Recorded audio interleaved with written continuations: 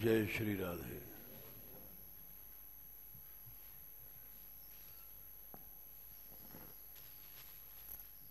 पहली सीढ़ी श्रद्धा,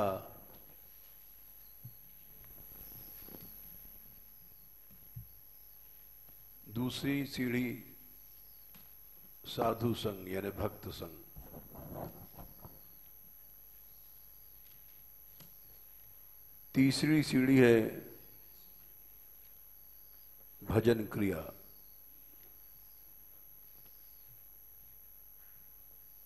चौथी सीढ़ी है भजन करने से अनर्थ हटते हैं।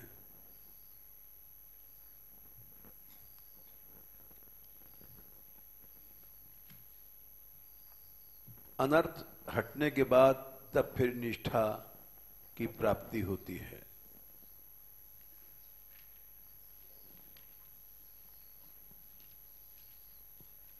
उसके पहले निष्ठा नहीं होती है।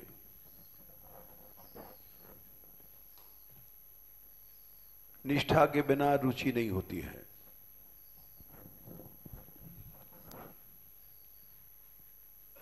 ये देखा जाता है कि बड़े बड़े लोग हट गए। क्यों हटे?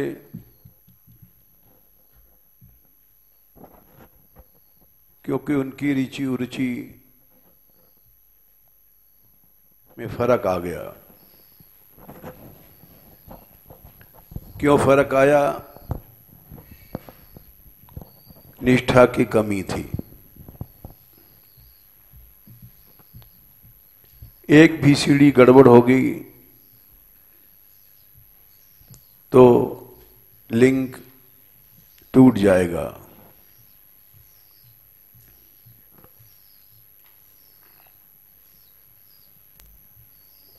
मनुष्य गिरता क्यों है?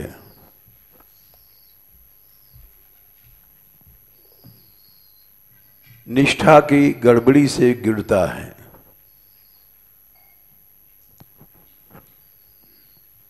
निष्ठा ऐसी होनी चाहिए जो हमारे रुचि को बदल ना सके।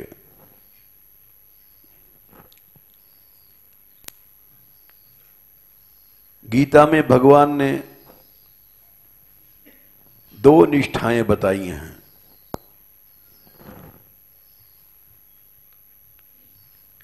दूसरे अध्याय में उन्होंने 69 में बताया है, या निशा सर्वभूतानां तस्याम जागर्ति संयमी, यस्याम जागृति भूतानि सा निशा पश्यतो मुनेः। इसकी टीका में लिखा आचार्यों ने कि दो निष्ठाएं होती हैं, एक अध्यात्म निष्ठा,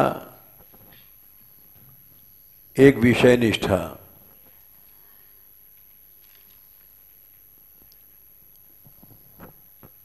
अध्यात्म निष्ठा वाला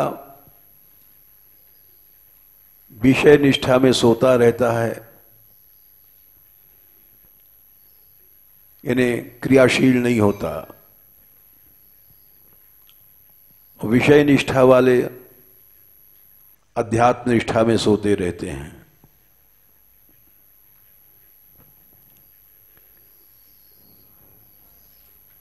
भगवान ने इसी बात को कहा है, 2/44 में, भोगैश्वर्य प्रसक्ता नाम तया परित चेतसाम व्यवसायत्मिका बुद्धि समाधौ न विधीयते। व्यवसायत्मिका बुद्धि कहते हैं निश्चयात्मिका बुद्धि, जो पुरुष को निष्ठा देती है।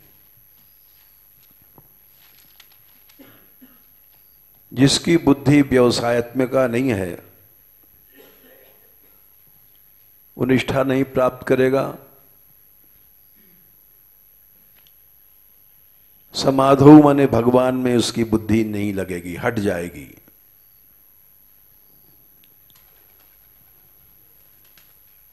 निष्ठा बदल गई तो रुचि बदल जाएगी,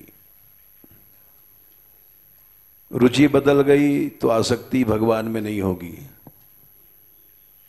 आसक्ति नहीं होगी तो भाव नहीं होगा, भाव नहीं तो प्रेम नहीं होगा।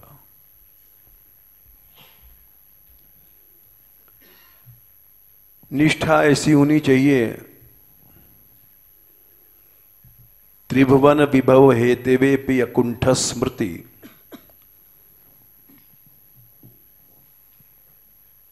एकादश स्कंद में भगवान ने स्वयं वर्णन भागवत जी में किया गया है।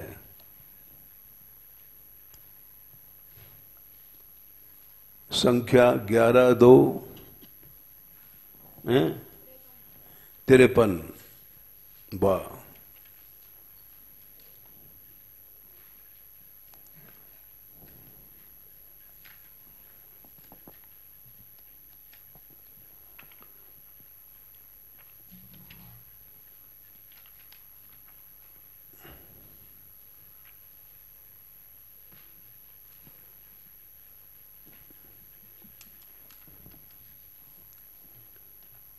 तीनों लोक की सुख संपत्ति लाई जाए, ठीक है, त्रिभुवन 53 है,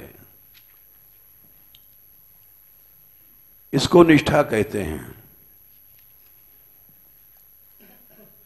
तीनों लोक की सुख संपत्ति ऐश्वर्य भक्त के सामने रख दी गई और वो उसकी स्मृति में भी नहीं आवे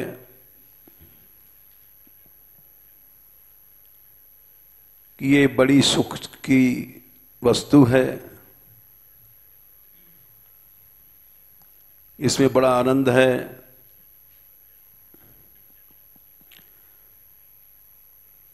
एक लव या निमेश के लिए भी उसकी स्मृति में फर्क नहीं पड़े, ध्यान ही नहीं देता है कि ये अच्छी चीज है, इसमें सुख मिलेगा। वो ही वैष्णव का अग्रगण्य है। सबसे श्रेष्ठ है, अग्रगण्य माने सबसे श्रेष्ठ है। ऐसी जब निष्ठा होती है तो उसकी स्मृति अखंड रहती है, क्योंकि उधर रुचि ही नहीं जा रही उसकी।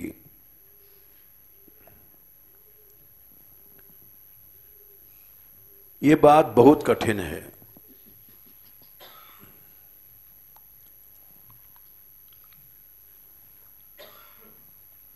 भोग और ऐश्वर्य ये मनुष्य को एक क्षण में गिरा देते हैं।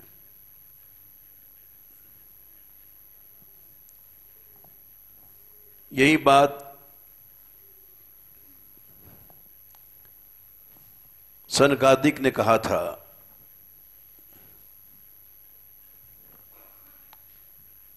चौथे स्कंद में सनकादिकों ने उपदेश दिया है पृथु को।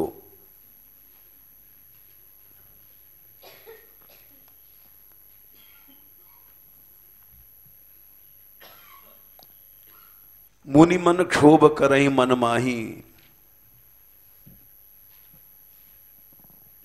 ये तीनों बड़े प्रबल क्षोभ कर देते हैं। रामायण में ये प्रसंग आता है। अरण्य कांड में आता है।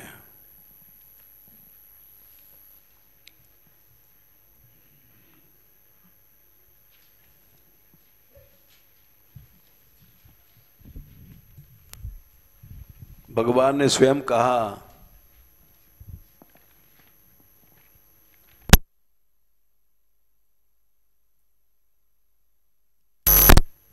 तात तीन अति प्रबल खल। क्या है संख्या?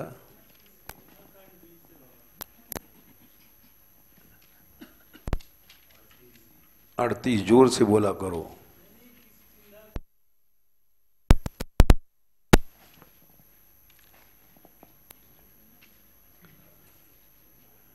हैं? किष्किंधा कांड 20वां।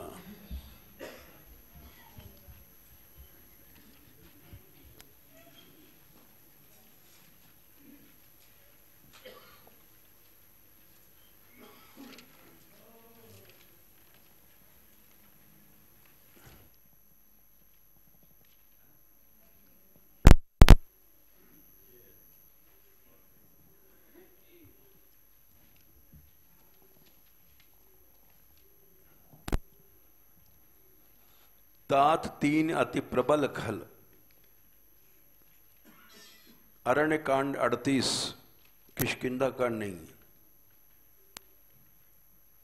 काम, क्रोध और लोभ मुनि विज्ञान धाम मन, करहि निमिष महाक्षोभ। विज्ञान माने क्रियात्मक, जिसको अनुभव है, उस स्थिति पर पहुंचने पर भी मन में क्षोभ कर देते हैं।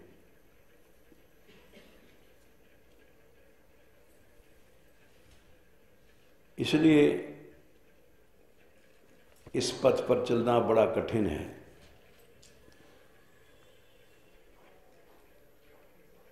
क्या है?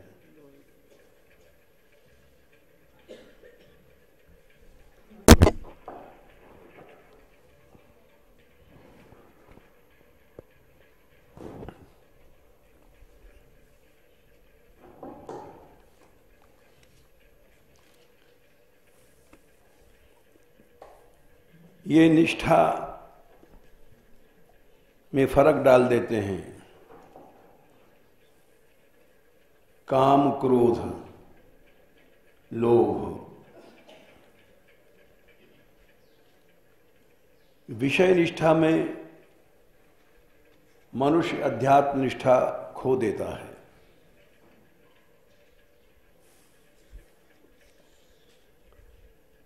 उसकी स्मृति में फर्क हो जाता है।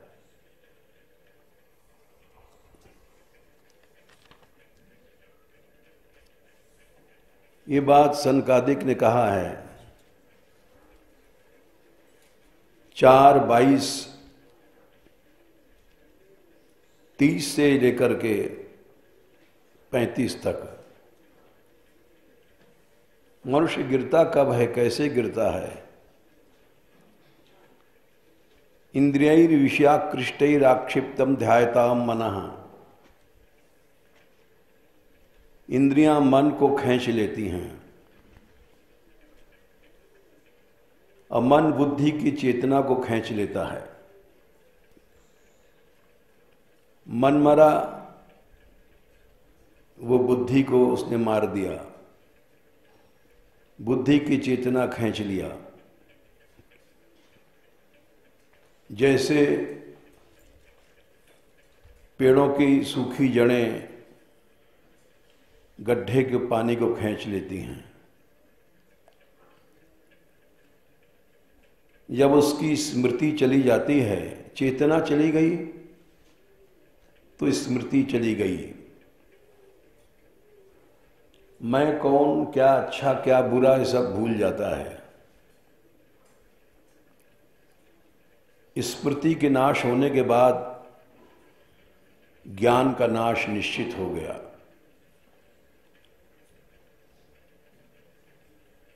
ज्ञान के नाश के बाद सर्वनाश हो जाता है।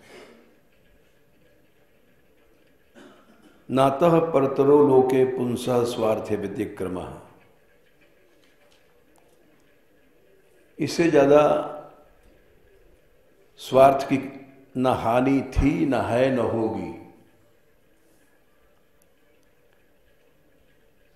क्या देहाध्यास, इंद्रियाध्यास, विषयाध्यास ये सब प्यारे लगते हैं?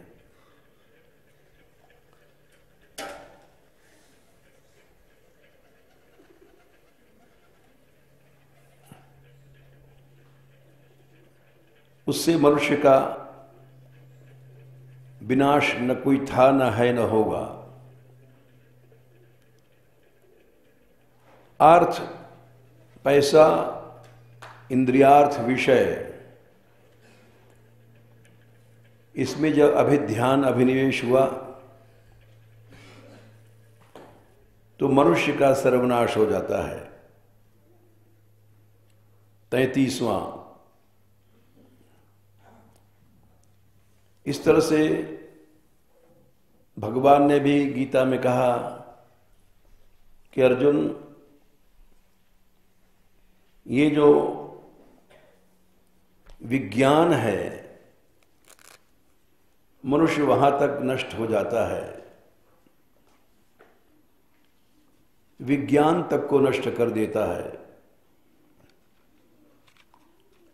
क्रियात्मक अनुभूति होने के बाद भी जब ज्ञान विज्ञान बन जाता है वहां तक नाश हो जाता है। 3रा अध्याय गीता जी 41वां श्लोक। तस्मात् त्वम् इंद्रियाण्यादौ नियम्य भरतर्षभ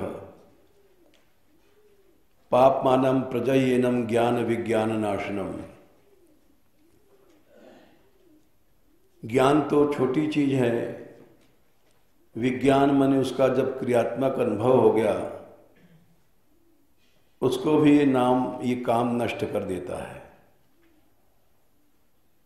जैसे सुग्रीव,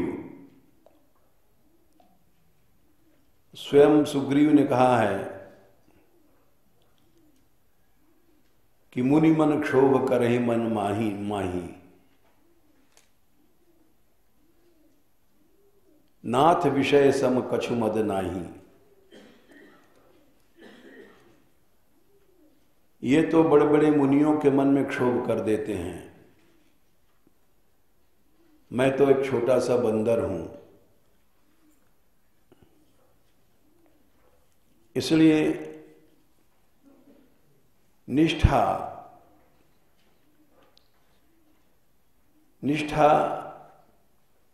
जब हिल जाती है तो रुचि खत्म हो जाती है। रुचि खत्म हो जाने के बाद आसक्ति खत्म हो जाती है।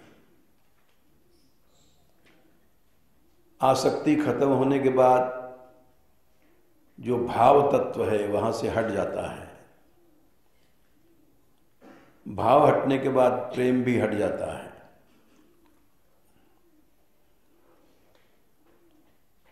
ये प्रसंग चल रहा है और ये अनुभव भी करते हैं हम लोग कि जो भी इस पथ से हटता है, हटा क्यों? उसकी रुचि हटी। रुचि क्यों हटी? निष्ठा हटने के कारण। निष्ठा क्यों हटी? अनर्थ आ गया। अनर्थ किसी भी कारण से आया,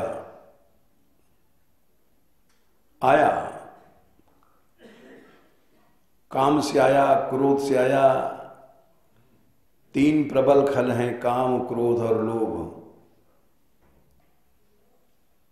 राग से आया, द्वेष से आया, अनर्थ आया। अनर्थ आने से उसकी निष्ठा हटी। निष्ठा हटने से रुचि हट गई। रुचि हटने से आसक्ति हट गई। आसक्ति हटने से भाव हट गया। ये क्रम है। इसीलिए प्रबल खल कहा गया। ये बड़े प्रबल हैं। विज्ञान का धाम जो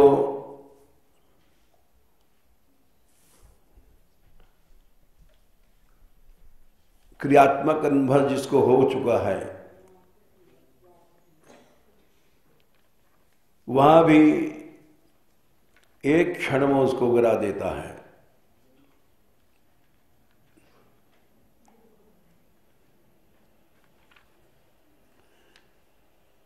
तात तीन अति प्रबल खल, काम क्रोध और लोभ, मुनि विज्ञान धाम मन। जो भगवान ने गीता में कहा ज्ञान विज्ञान नाशनम, विज्ञान तक पहुंचने के बाद जीव गिर जाता है। मुनि विज्ञान धाम मन करहि निमिष महंशो। लोभ की इच्छा, दंभ बल काम